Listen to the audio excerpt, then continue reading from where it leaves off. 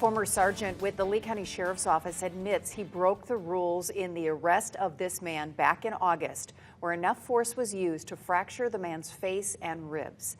Thanks for joining us. I'm Lois Tomey. I'm Chris Safati, but that former deputy, Christopher Meyer, is convinced that Sheriff Marcino shouldn't have fired him, which begs the question, why? Wink News investigative reporter Celine MacArthur finds out if there's a culture of permitted violence in the agency. A source gave me this video of Sheriff Carmine Marcino. They say it was shot inside the Lee County Sheriff's Office headquarters and appears to show Marcino sharing his views on use of force. The source asked to remain anonymous in fear of retaliation. Jumpsuits are red, justice is sweet.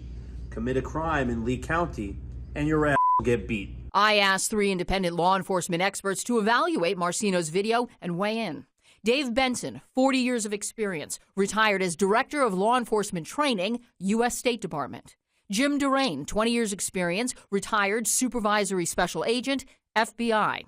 Jeff Myers, 32 years, retired Fort Myers Police Deputy Chief.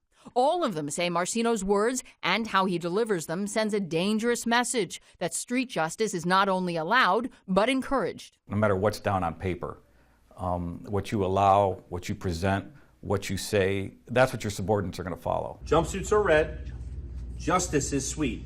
Commit a crime in Lee County and your ass will get beat.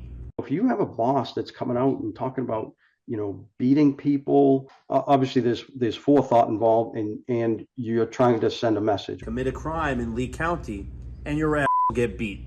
When you make statements like that, and then we have potential alleged events like this, people connect the dots. The community connects the dots. On August 11th, 45-year-old Corey Samick says he took a beating from then LCSO Sergeant Christopher Meyer outside this gas station in Tice while 2 deputies watched. Some of that arrest was captured on security camera. Samick filed a complaint against the deputies involved and the sheriff's office from behind bars, sparking an investigation by the state attorney's office and LCSO. Neither office will provide us their reports citing an ongoing criminal investigation. However, Meyer gave me an exclusive copy of his internal affairs summary. It recounts his first conversation with Assistant State Attorney Janisha Beckford. She explains to him how the charges against Samick could be dropped due to the extent of his injuries. Meyer responds saying, quote, he was okay with that decision as Mr. Samick was sentenced on scene. I told the state attorney that when they called to follow up with me. I go, as far as I'm concerned, he's already been sentenced. I don't care. Are you kidding me? Justice was administered at the scene? You said that? That to me is a terminable offense right off the bat. LCSO Defensive Tactics Coordinator Captain Scott Griffith deemed the level of force used by Meyer in the video appeared to be in accordance with LCSO policy and procedures. In my experience, I really haven't seen a policy that allows for punches to the face. If you're under attack, that's a different story. LCSO's response to resistance policy states that deputies shall not strike or use physical force against any person except when necessary in self-defense, in defense of another, to overcome physical resistance to arrest. The guy's hands were down the whole time. He did not make a threatening gesture. Marcino announced on Facebook that Meyer and 2 other deputies were fired and focused on the finding, use of force that was not properly reported and documented.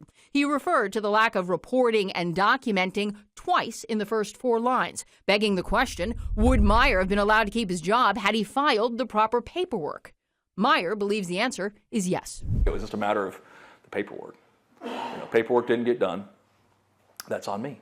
Paperwork Meyer says Marcino didn't have on hand when he was told about Samick's complaint. I think that's the main reason that they came down the way that they did, is because they got blindsided, they got made to look bad, the whole agency got turned upside down. And it was always projected at the sheriff's office that if you get into something and you get called into IA or you get called in by a supervisor, and if you tell them the truth and you tell them this is why, that they will take care of you. Marcino posted a reaction to this story on Facebook last night, claiming it was one-sided. So, we reached out to the Lee County Sheriff's Office for an interview with the sheriff last week. They asked us for a deadline. We gave it to them, and then we heard nothing. In his Facebook post, he also stated, quote, in the Public Affairs Office, we run several, if not dozens, of scripts for videos. He went on to say, I immediately decided not to use this video as this did not represent my views on use of force. So I would like to ask the sheriff, why did you record the video in the first place? I also put in a public information request for the other videos he mentions in his post. I'm investigative reporter Celine MacArthur, Wink News.